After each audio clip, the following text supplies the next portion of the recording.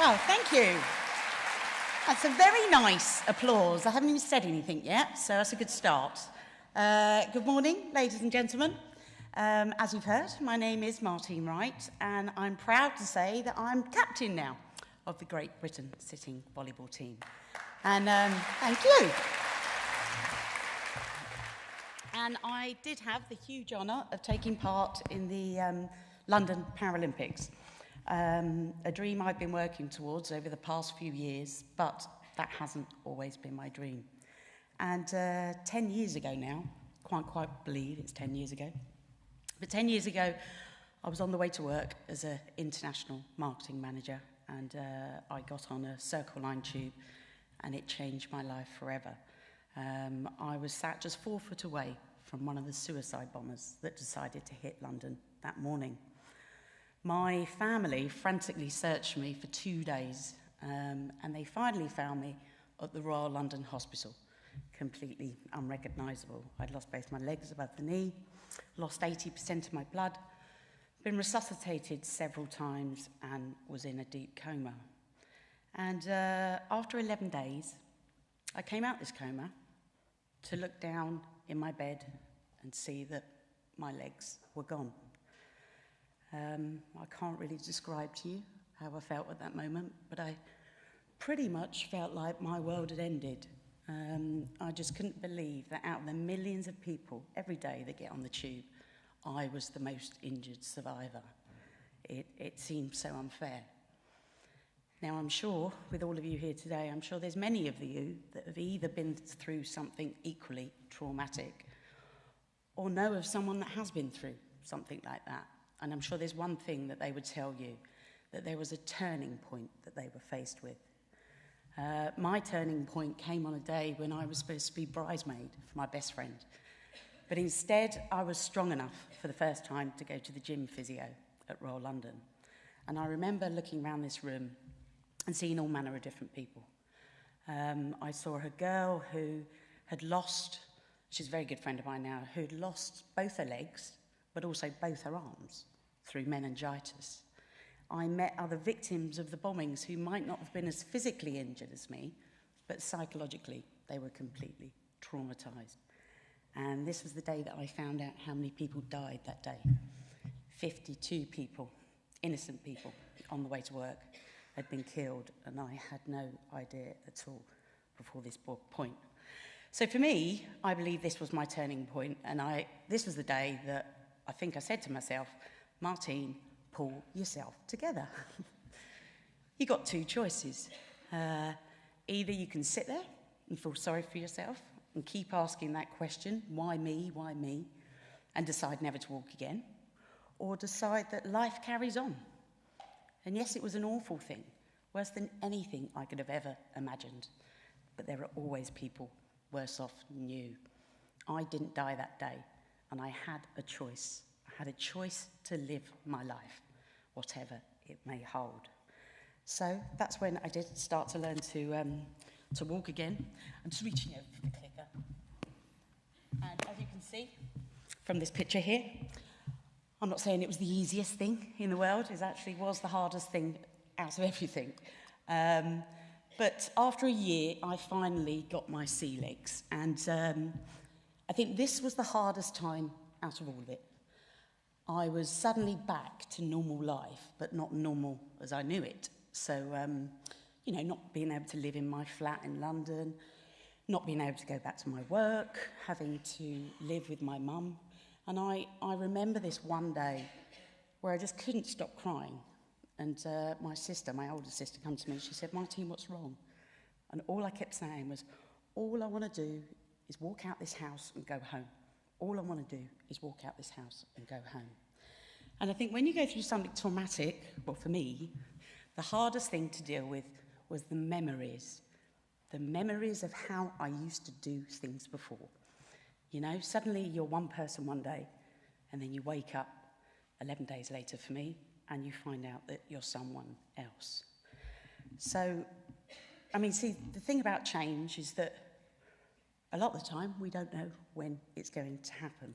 We don't plan for it, and it takes us by surprise. And as a result, it's really hard to deal with. sometimes. But I truly believe now that 7-7 was not a matter of the wrong place at the wrong time for me. And I believe it's taken me on a journey that I was always meant to make. And I was, and I still am, determined to make number 7 a positive in my life, as well as the testimony to the 52 people that died.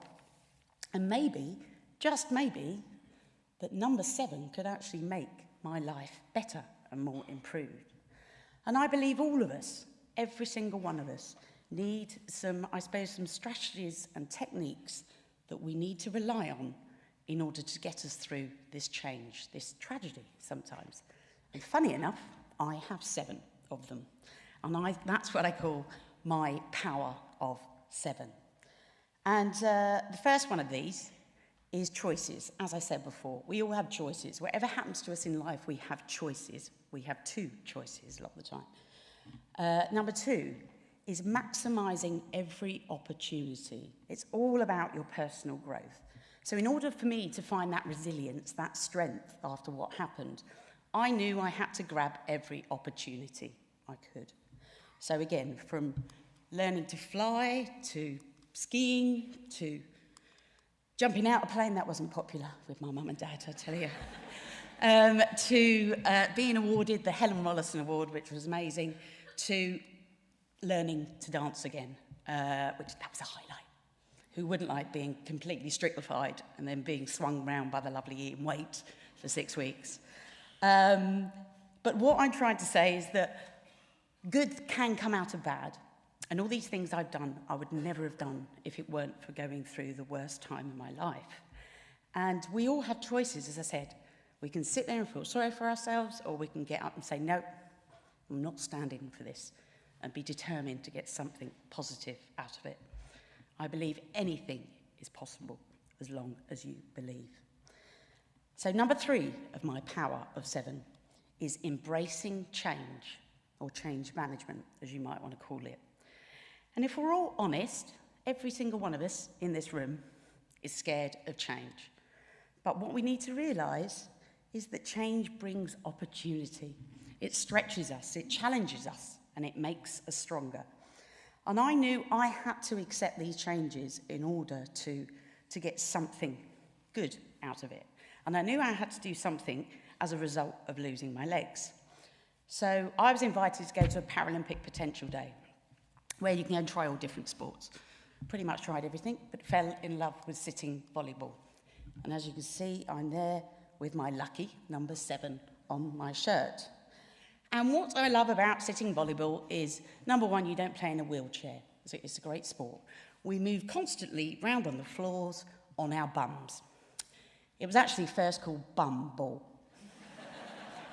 Quite an unfortunate name, I believe. Can you imagine that? World Championships in bum ball. But no, they changed it. Thankfully, they changed it to sitting volleyball. Although because we do move constantly round on the floor, we've now adopted the name floor cleaners, which isn't a lot better than mumble. But they're right. By the time that we finished a match, the floor is absolutely gleaming. And not surprisingly, number 4 in my power of 7 is sport and the power of sport. And it's become so important in my life, as well as the opportunity to obviously represent my country in a sport I love in my hometown of London. It's also given me so much more on a physical level. You know, it's got me fit again, and I've discovered muscles in places that I never, ever thought existed.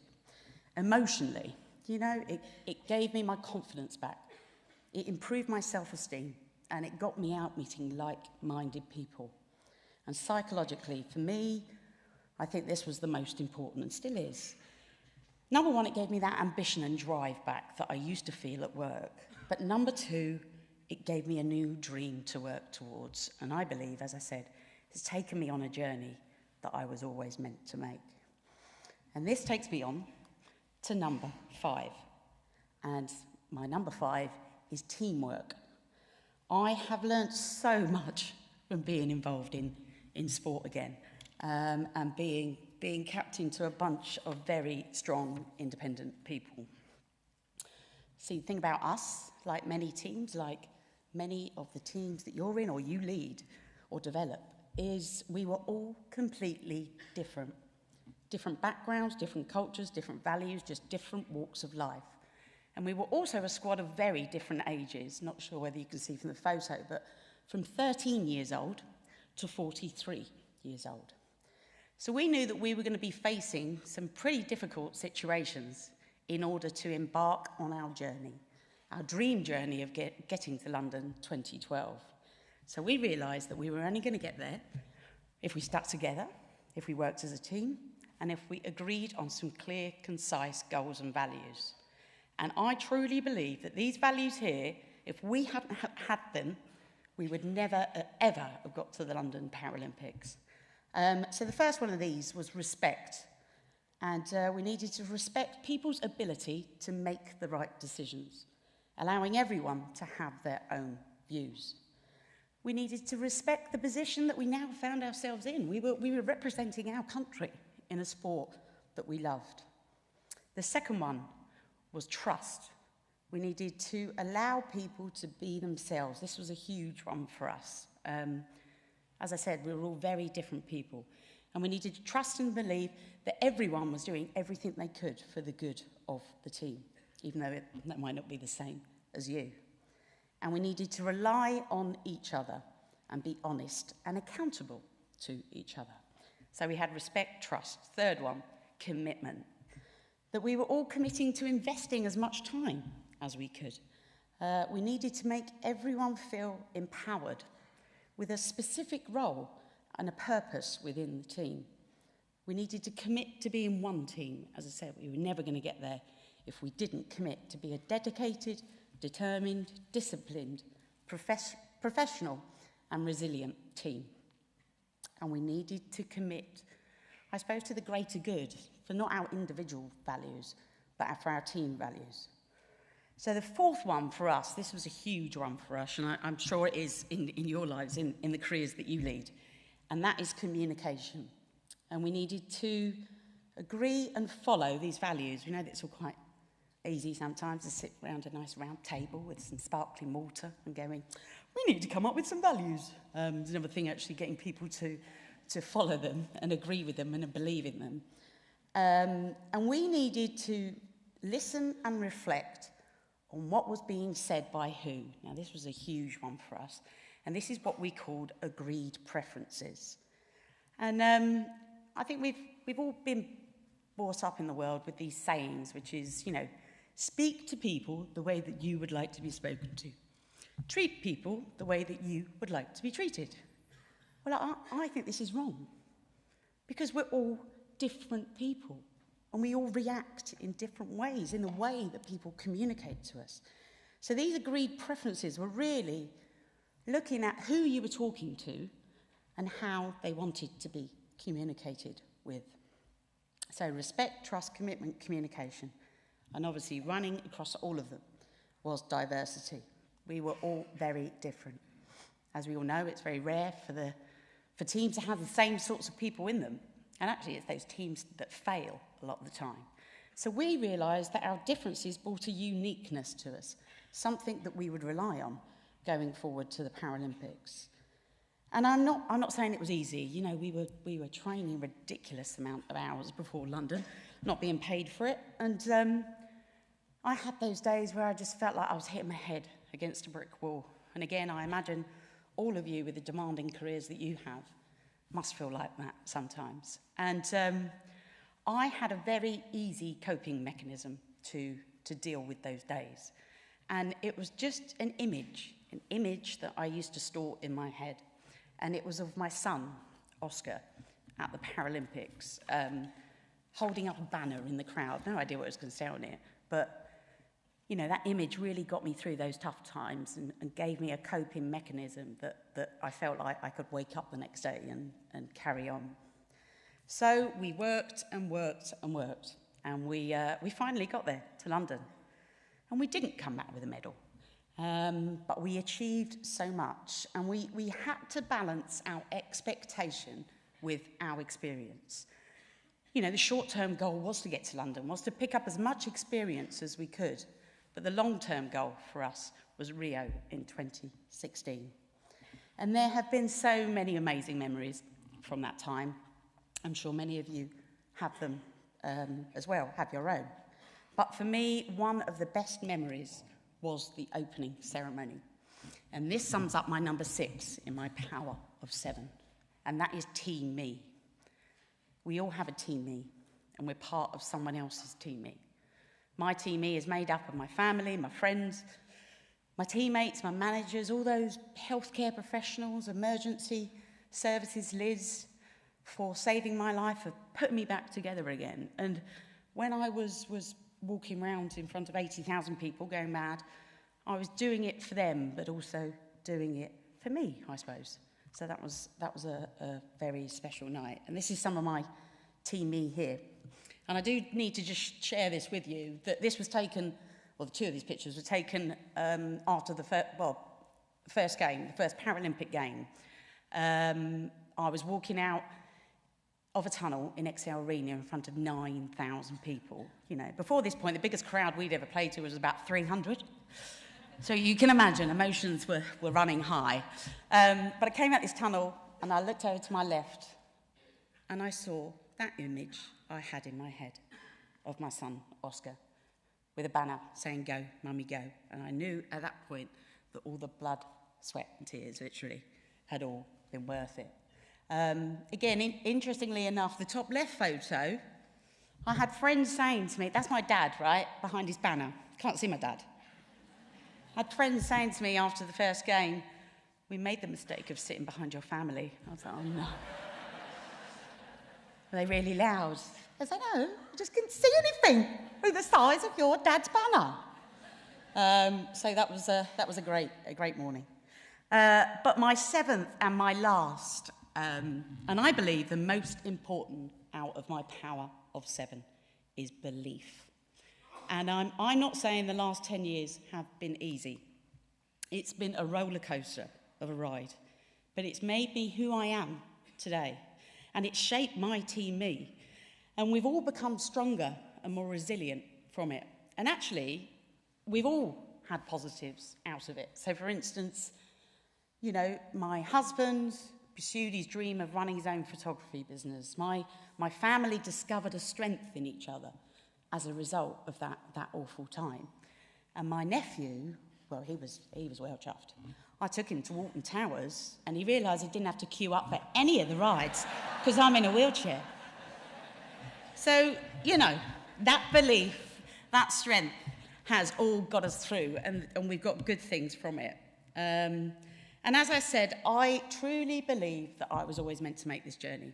There are too many coincidences, connections that connect the 7th of July and the Paralympics and the Olympics. Whole reason why I was late that morning is that I'd been out the night before having a few sherbets with work friends. The last thing I was reading on the tube that morning was my paper, and you literally could not turn the page without reading something on the Olympics or Paralympics. And I remember thinking, just before the explosions happened, I've got to get tickets to this. I'm a Londoner. I've got to get tickets to this. And now, you know, I've just come back from taking part. Some people say things happen for a reason, and I can only believe that that is true. So I suppose we all either believe that we don't have a path, a certain path that is mapped out for us, or the other end of the scale is that we do have a path, a fate that we can never change. We obviously can question this forever and never really know. But what we do know is it's not, you know, the path. It's not the path that's the important thing. We may never know our path, and it's the way you deal with it that's the important thing. So I suppose it's not what happens to you that makes the difference. It's what you do with what happens to you. And life changes, doesn't it? Things happen in our lives, good and bad, and we need to accept those changes and adapt and become stronger from it. And there is no doubt at all that my power of 7 has got me through the last 10 years and will hopefully get me through the next 50 or 60 years. So I suppose, do you have a power of 7? Where and when does your own journey start? and what differences can you make? So make today the day you choose to be the best you can. Make today the day you choose to work together, to try to look at things differently, I suppose, and inspire your employees and talent to do the same. And please, if you get one thing from this presentation, it is, please believe that anything, absolutely anything is possible as long as you believe. Thank you ever so much, ladies and gentlemen.